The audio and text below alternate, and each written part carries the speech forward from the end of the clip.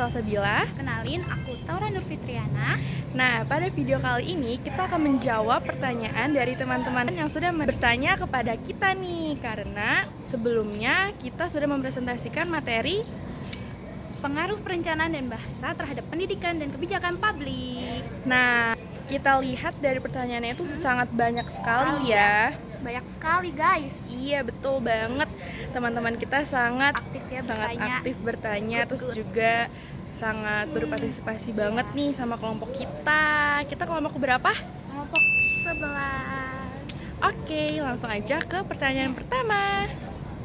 Nah, untuk pertanyaan pertama itu dari teman kita nih, yaitu Farhatunisa. Untuk pertanyaannya, bagaimana perencanaan bahasa dapat mempengaruhi penyebaran pengetahuan dan informasi dalam konteks pendidikan?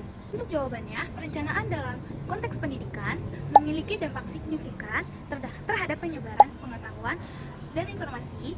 Penggunaan bahasa yang direncanakan dengan baik dalam kurikulum dan pengajaran dapat meningkatkan pemahaman siswa, memfasilitasi komunikasi yang efektif, dan memastikan bahwa informasi disampaikan secara akurat dan mudah dimengerti.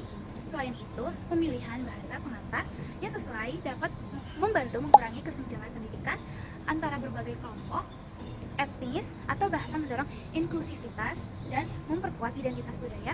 Dengan demikian, perencanaan bahasa yang tepat tidak hanya meningkatkan kualitas pendidikan, tetapi juga memastikan akses pengetahuan yang lebih luas dan merata di masyarakat. Untuk pertanyaan kedua, yaitu ada dari Dina Aulian Fitriani, yaitu pertanyaannya, bagaimana pengaruh perencanaan bahasa terhadap pendidikan dan kebijakan publik, dan apa implikasinya dalam konteks masyarakat modern yang semakin terhubung secara global? Untuk jawabannya, perencanaan bahasa berpengaruh signifikan terhadap pendidikan dan kebijakan publik, terutama dalam masyarakat modern yang semakin terhubung secara global.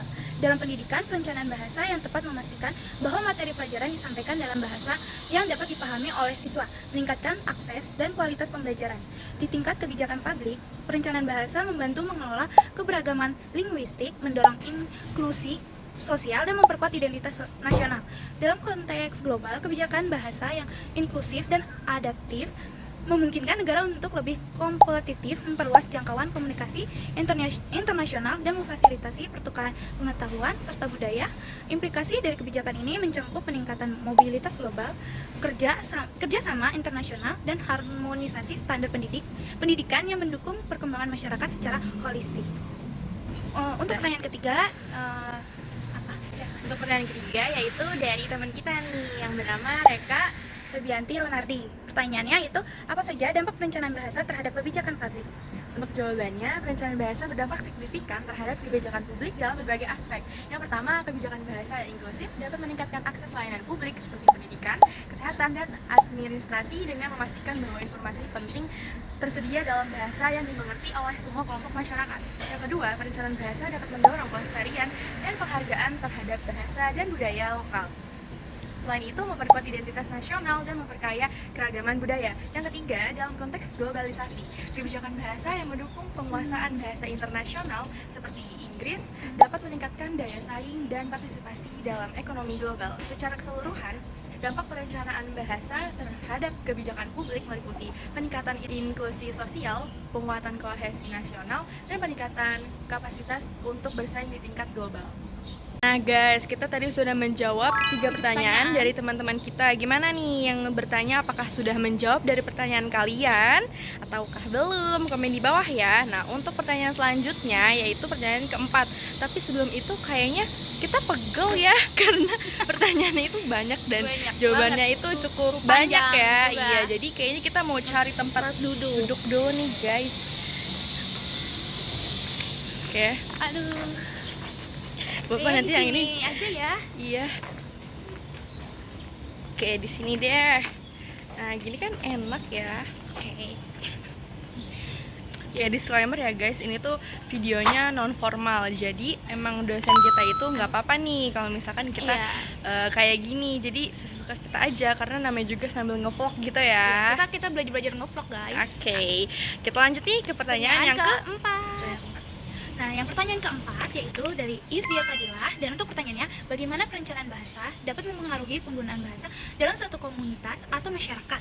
Nah, untuk jawabannya, perencanaan bahasa dapat mempengaruhi penggunaan bahasa dalam suatu komunitas atau masyarakat dengan cara menentukan bahasa yang digunakan dalam pendidikan, media, pemerintahan, dan layanan publik. Ketika pemerintah atau lembaga pendidikan memilih bahasa tertentu sebagai bahasa pengantar atau bahasa resmi, hal ini mendorong masyarakat untuk menguasai dan menggunakan bahasa tersebut dalam kehidupan sehari-hari. Selain itu, kebijakan yang mendukung pelestarian bahasa daerah atau minoritas dapat membantu mempertahankan dan menghidupkan kembali bahasa yang terancam punah, yaitu selain itu memperkuat identitas budaya lokal. Secara keseluruhan, perencanaan bahasa yang efektif dapat membentuk pola komunikasi, meningkatkan kompetensi bahasa dalam masyarakat, dan memperkuat solidaritas serta keberagaman budaya. Nah, gitu untuk jawaban dari teman kita yaitu Bernama Isdia Fadilah. Oke, untuk pertanyaan yang kelima, lanjut Oke, ya guys, guys, lanjut ke ke pertanyaan yang kelima, yaitu dari teman kita, Farah. Farah Nuraila Sari. Oke, untuk pertanyaannya,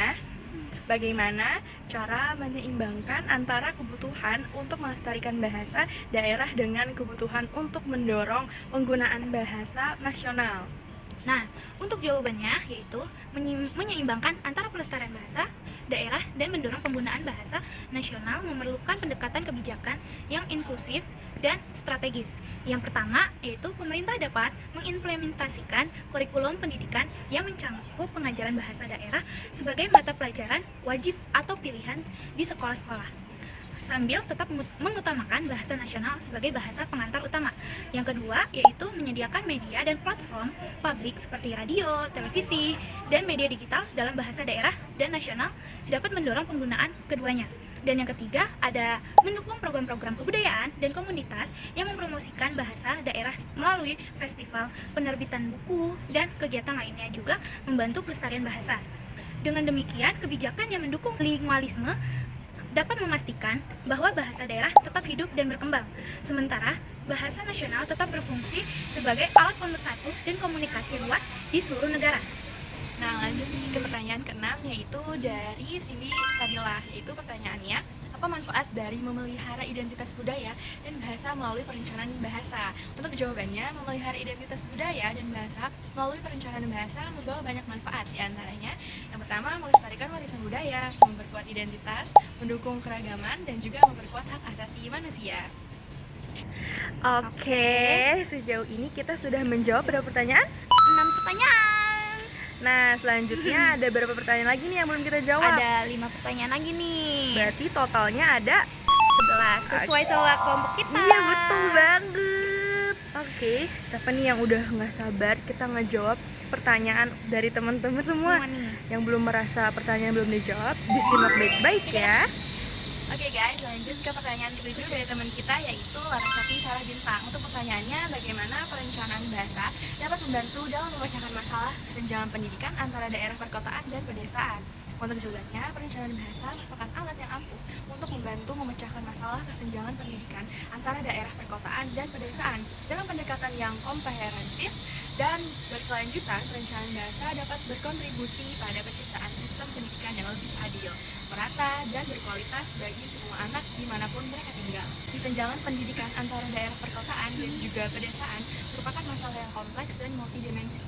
Perencanaan bahasa dapat memainkan peran penting dalam membantu memecahkan masalah dengan beberapa cara, yaitu yang pertama, meningkatkan akses terhadap pendidikan berkualitas. Yang kedua, Memperkuat identitas budaya dan motivasi belajar.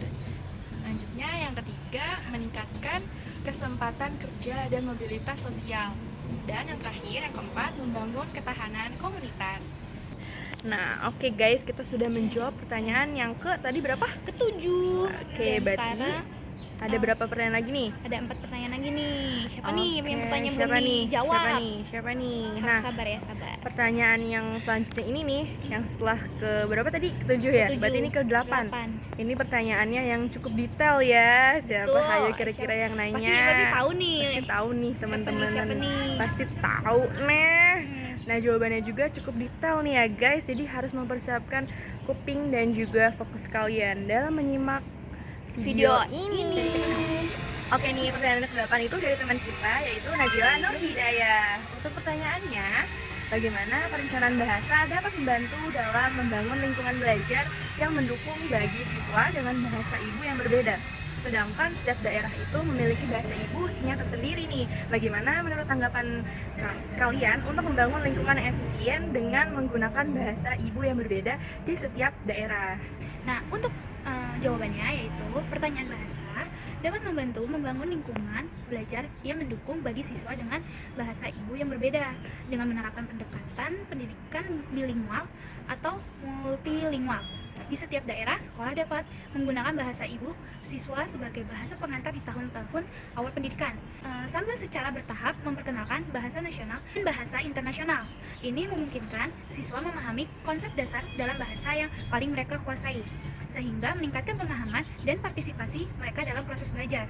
Selain itu, penyediaan materi pembelajaran latihan guru dalam berbagai bahasa ibu dapat mengandung transisi yang lebih lancar ke bahasa nasional.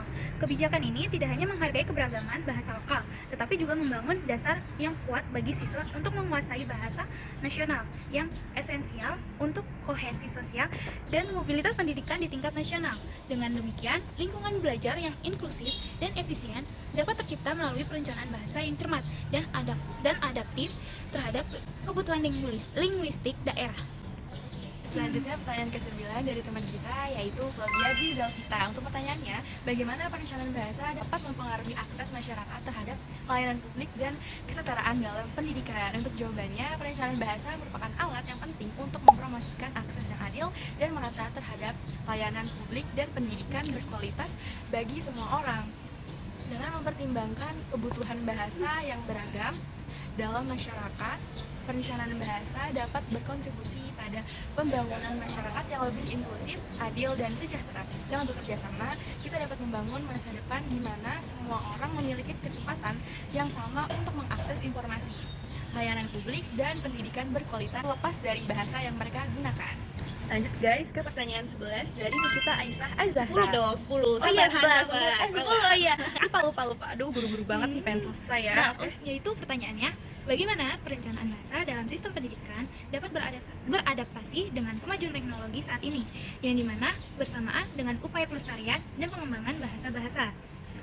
Untuk jawabannya, penting untuk diingat nih ya guys, bahwa teknologi adalah alat yang dapat digunakan untuk kebaikan atau keburukan. Kita harus berhati-hati dalam menggunakan teknologi untuk memastikan bahwa teknologi digunakan untuk mendukung pelestarian dan pengembangan bahasa-bahasa, bukan untuk menggantikan bahasa atau budaya lokal. Kemajuan teknologi saat ini membawa peluang dan tantangan baru bagi perencanaan bahasa dalam sistem pendidikan. Di suatu sisi, teknologi dapat membantu melestarikan dan mengembangkan bahasa-bahasa dengan cara yang lebih efektif dan efisien. Di sisi lain, teknologi juga dapat membawa homogenisasi bahasa dan hilangnya bahasa minoritas. Perencanaan bahasa dalam sistem pendidikan dapat beradaptasi dengan kemajuan teknologi saat ini dengan cara yang mendukung pelestarian dan pengembangan bahasa-bahasa. Dengan memanfaatkan teknologi secara kreatif dan bertanggung jawab, kita dapat membangun sistem pendidikan yang lebih inklusif, efektif, dan berkelanjutan, di mana semua siswa memiliki kesempatan untuk belajar dan berkembang dalam bahasa mereka sendiri. Guys, kita akhirnya sampai ke pertanyaan yang terakhir nih. Spesial sekali jawabannya juga kayak banyak ya. Ini teman kita yang nanya nih ya.